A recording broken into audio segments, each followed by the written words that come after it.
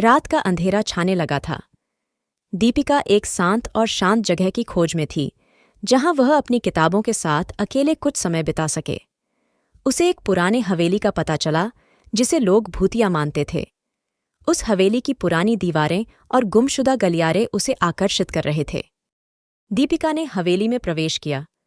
वहां एक ठंडी हवा चल रही थी और हवेली का अंधेरा वातावरण उसके दिल की धड़कन को तेज कर रहा था।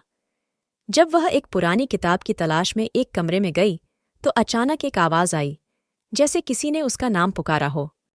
दीपिका ने पीछे मुड़कर देखा, लेकिन वहां कोई नहीं था। उसने सोचा कि यह शायद उसका भ्रम हो सकता है, लेकिन तभी उसे एक ठंडी हवा का झोंका महसूस हुआ। वह महसूस कर रही थी कि कोई उसके करीब है।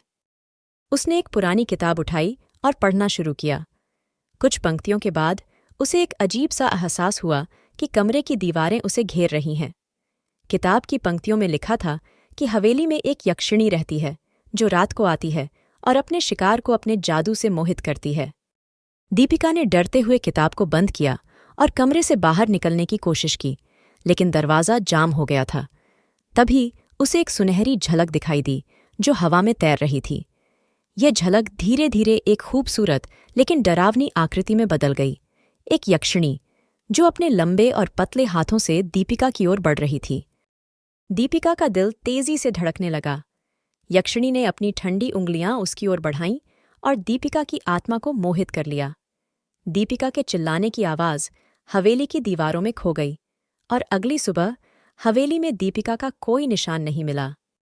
सिर्फ हवेली की पुरानी दीवारों में उस रात की कहानी छुपी रह गई, जहां एक भयावह यक्षिणी ने अपनी शिकार को अपने जादू से कैद कर लिया था।